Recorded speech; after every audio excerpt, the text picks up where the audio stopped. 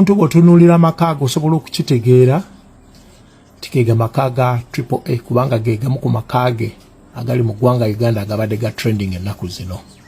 Naku nga 2-3 gabadde ga trending naye gano ge maka ge agali wano ekigo. In fact, she is my immediate neighbor. Naye ekyamazima bw'ogatunuulira kino Omuganda kyayita nti gali kwoleka, amaka gali kwoleka.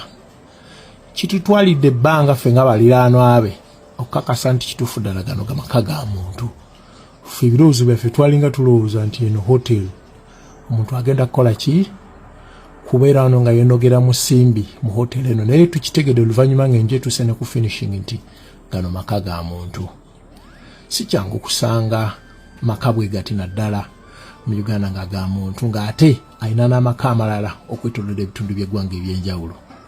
Naye nze gwe gunundi gwange ogwasoose okulaba ku nju eno nga ezikidde yonna ekiro ekikeseza olunaku lw'olwaleero naffe wano bwadde bunkenke bungi, naye maka gano gonna gazikidde. Ekiro bw'eba eyaka baba olengerera ddala hoteri ewedde emirimu ng'eyaka bulungi, naye ku mulundi guno ffe twabadde twaka abatuuze abali ku kitundu naye ng'enju eri mu nzikiza tegambika.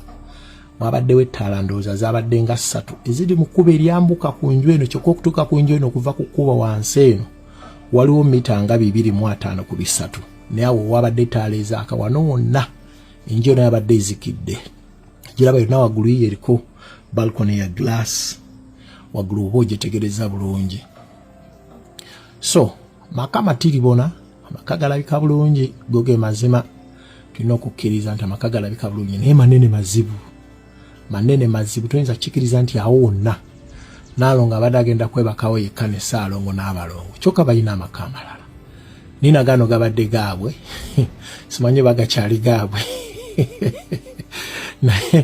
naye nga bwe naaba nfunye omukisa ekiro ky'olwaleero nja kukomawo mbalage ku nju eno yonna ng'ezikidde bwe neeba ezikidde if possible ssaawa ndowooza nga 2-3 awo nja kukomawo mbalage enju eno mbasiigire ekifaananyi ekiro mulabe nga mbutuufu nzikiza njereere ku nju eno. Tewabaddewo ttaala n'emu yabadde yaka kubanga basoose ne bajjako amataala g'ebweru ate we zaayise we dakiika 45 ku ssaawa n'agabadde munda gonna ne bagajjako, enju nesigala mu nzikiza eyabadde tegambika ekitabangawo singa ze ne bwe gavaako eno enju esigala eyaka.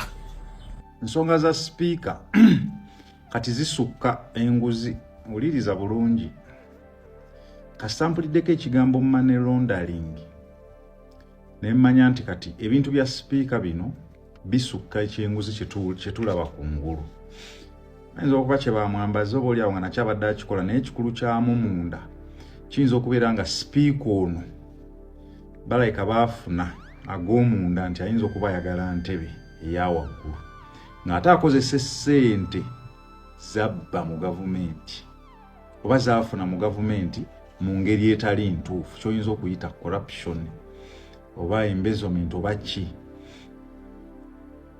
Bwe ntandise okulowooza ne nzijukiramu General Kale Kayihura nga batandise okumuteekako ebintu byekwagala okuvuunika gavumenti, era kyali ne kumukwata baraiding ewakaawe era ne basangayo ssente nga mpitirivu $, pound, euro, ez'Rwanda, eza Uganda, ez'e Kenya, kumpi nga buli nsi ssente gyeziri. Naye era nga kyali kigambibwa mbu yali ateekateeka okuvuunika gavumenti eno. Bayinza okuba nga Anita Among ekya corruption of course kyetulaba oba buli omu kyasobola okuyingiza munda mu ye, ate ffenna ne tukikkiriza of course olw'engeri gy'adde splashingamu ssente gyafunyemu ebyobugagga, emmotoka, kibiki, ebirabo byagabira bbawe n'ebirala ebifaanana ng'ebyo. Naye amazima gali nti sipiika abasajja bano balayika baafuna ekirowoozo oba baamuketta ne bakimanya nga layika mujjukirako emabega ebintu ebyo byajja ne biwulikika. Sipiika n'avaayo ne yeewozaako n'agamba nti si kituufu, bamusibako matugambuzi kumuliisango biki naye ndowooza kyali kitandise okufuluma mu bakulu mpola mpola. President Museveni yazzenga yeekingira omukyalo ne ku kifo kya Seeke, ye kennyini yavaayo n'agamba n'ekifo kya Seeke nga tekyali bwe kiti, nga mutaddemu ssente nnyingi ze muteekamu muzijjawa. Ng'olwo batandise okumulaba ndowooza ne bakimanya nti ssente z'alina zisobola okuinfluensinga n'abaako embeera gy'asobola okuteekawo ku ntebe eya waggulu. Nabadde ndaba interview ya Mwenda ennamba ndowooza 2 mu PLU yegwenzo ogamba nti oba vice wa Muhoozi. Nadde mulaba nga line Kabushenga naga nti akaluko kwa speaker singa Anita Among akajjamu. Of course ndowooza gundi oyo yali surface nze buli surface baleka baali bagikola mabegako. Naye nga yagezaako okulaga amaanyi ge nti singa bagenda mu kalunga President Museveni tugamba akaze ebbali teriyo omuntu asobola kuwangula Anita Among. Wali mu kalulu nti okatiiki nga kitegeeza abadde alina influence mu ye naye nga ate akozesa ssente zaabwe kati ne bamweraliikirira ne bagamba kyenguzi kino kisobola okukola naye ayinza okuba nga n'entebe okusinziira ku ndowooza yange ng'abadde agyegezaamu. Era kyova olaba nti okumanyanga nti biri bya ddala nnyo n'abantu abali close ku ye batandise okubakwata abalala babayita bakole statements. Nabi Adolf Mwesigye bamwisa akole yagenze gulokola statement na mmere ye bamukutte newe ne basangayo sente basanze ebisawo billions of money ndozaze kunokkiriza mu nnya. Kitegeeza nti speaker like Adamuwa amulwanireze entalo z'obadde olaba kati nammere naye ebyaddala naye ayinza okuba nga yawedde. Okitegeera kuba kati layini gye balimu ate ya ntebe nakibagamba ne bagamba nti we bayimiridde oluguudo lwe bayimiridde Muhoozi mwayagala okuyita okufuuka president mwe bayimiridde bakozesa ssente bubi ate baagala okitegeera kati ate bannammere bawolereza. Simanyi bannammere kyabadde awolereza abadde akimanyi naye ebyannammere nabyo si birungi ng'omuntu. Otunuulira Chris Obore omwogezi wa parliament naye baamulidde. Owulira mpulira mbu Magogo either bamunoonya mbu yabadde agenda ku kisaawe mbiwulidde buwulizi sibikakasa ng'ayagala okudduka ne bamulya. Abalala bagamba ali under house arrest, abalala bagamba yadduse yabuze, abalala bagamba ya recordinze statement. Naye okusinziira ku bigenda maaso kubanga amaka ge ba raidinga yebba waawo ate naye ali mu byabufuzi ate alina section eya FUFA etatambula bulungi Mike Mutyaba amulabisizza enkya n'eggulu. Kitegeeza anytime oyinza okuwulira nga ne Magogo naye bamulidde. So by elections Magogo gyava, that is it Buyende where Budiope, I don't know, obava Budiope oba Buyende gyava Magogo wayinza obeerayo by election mbabuulira. Nammere na Lubowa oyinza okwekanga ngaye. Bukedeya oyinza okwesanga nayo by election bagikoze. N'ekifo kya Seeke kyennyini ayinza obutakiddako kooti ne ruling nga baddemu bakironderemu omuntu omulala kubanga emisango egimuvunaana gya naggomola bino agenda okuvaayo bwe biti ng'amaddemu n'okwagala okusuula gavumenti ng'akozesa ssente. Okitegeera okumanipulating oba okuinfluencinga banaagisuula onambulira ebinaddako bwe bubasumbuwa omwenge bagukola gunwa. In fact abazungu babeera n'ezo zewayini anwakompola negoguza amacupa gabbereya webigana aba mu ngalo webyekwata ku sinapu. Kati what, are you stupid? Are you mentally sick? Oba wetaka kutwala butabika. How do you wash your hands with beer to prove that you have money? This country ekireetedde Uganda obuzibu abayina sente mwali baavu. This is a problem. Ekituleetedde obuzibu Uganda okutuuka wano, the rich people, most of them come from poor backgrounds. Malo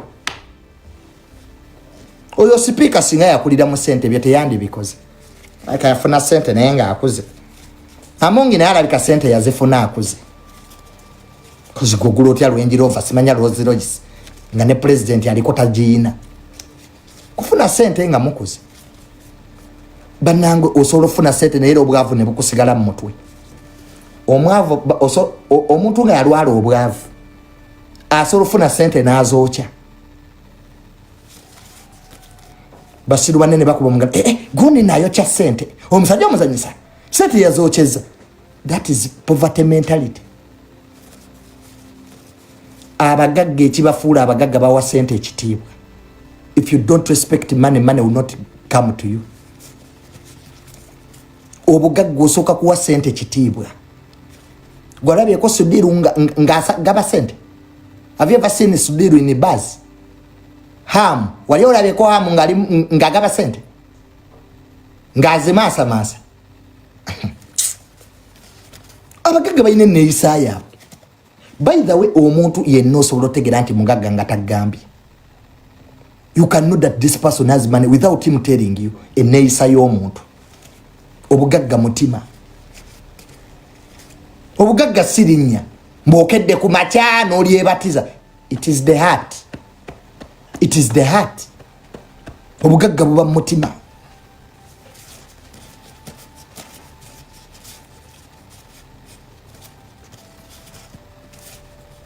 Ekisumbu weggwanga lina abalina sente abasinga mwali baavu. Background yammwe basumbuwa. Mu psychology twakisoma. Omuntu yenna ina behavior ye eri based by nature and nurture. Your behaviors are based on how you were brought up and where you grew up from. Yene isayo. Bato anko mutu gwagala nenga akwata nyindo ngakwata enyindo akwata ngana agiteka mu nyindo.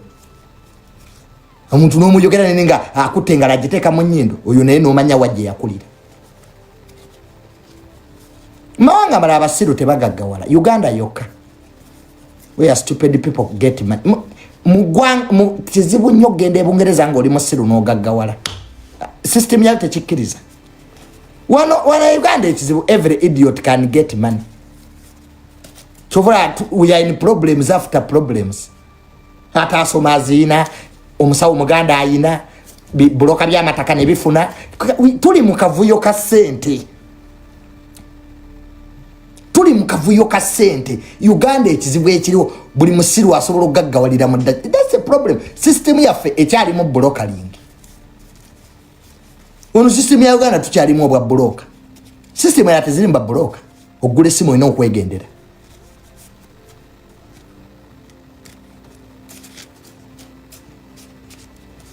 So n'olwekyo ke tubasabire naye nze bannange munfunireyo ekifo mu gavumenti eddako. Munfunireyo ekifo. Munoonyewe munyiga. Hey. Saagala kukola political party.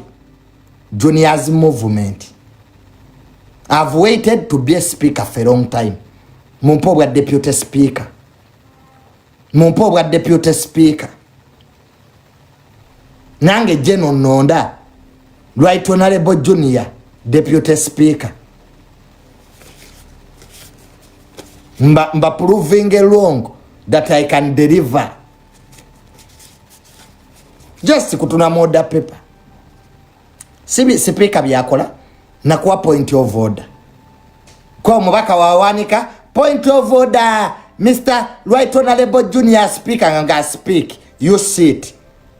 Byebyo ka speaker byakola tewali kirala. Just mbaka wagamba rule of procedure nga proceed. Sibi bakola. Mbaka ga point of order, point of defecation jagenda ko moto ingo mgagenda. That's what they do in parliament. Banyubani point of defecation, point of toilet, Madam Speaker. Point of toilet. Ngo muleka ngagenda abagenze fuka. Sibye bakola yeyo.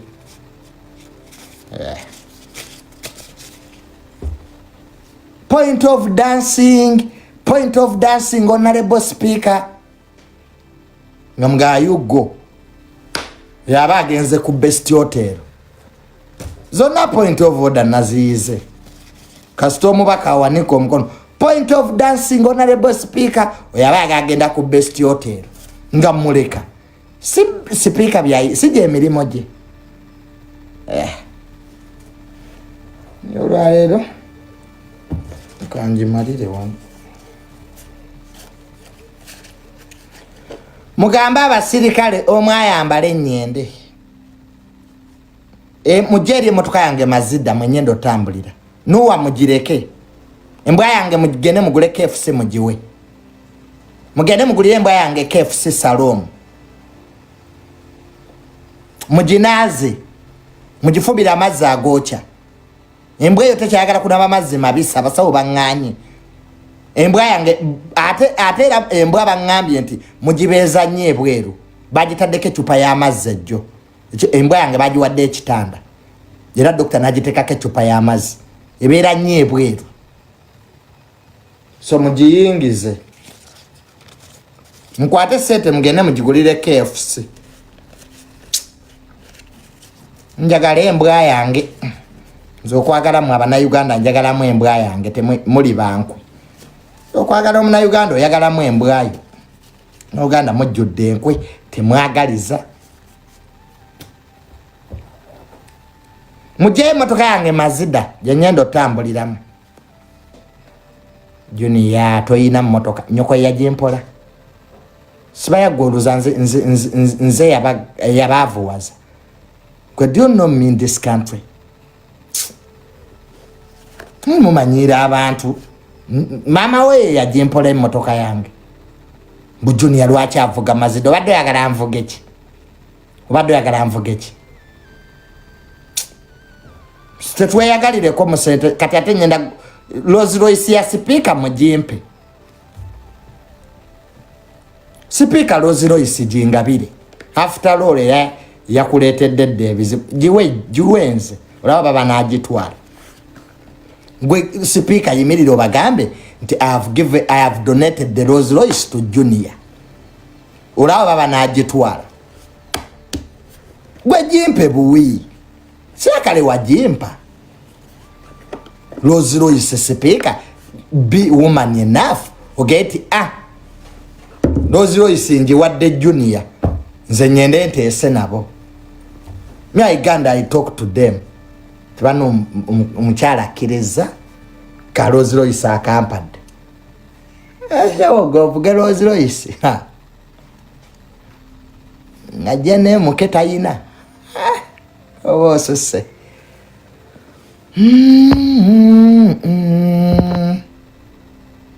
nammera ngamba ki nammere nkulaba onkubira essimu mpa nkubire nammere wano ambuulira emiggo gye baamukubye leeta essimu yange ey'okubiri nammere mulaba nkubira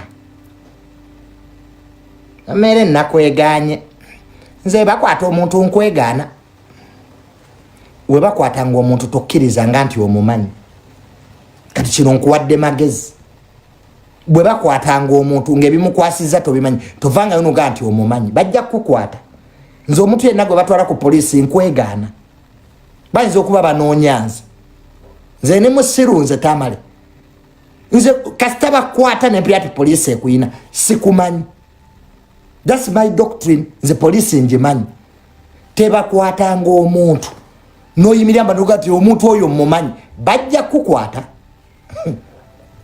kati era nammere nadde nokwegaana nammere kyekyakuneeganisiza naye nga yiwa my friend nammere era nammere kibaito ojja kunyigira njaga kujjawo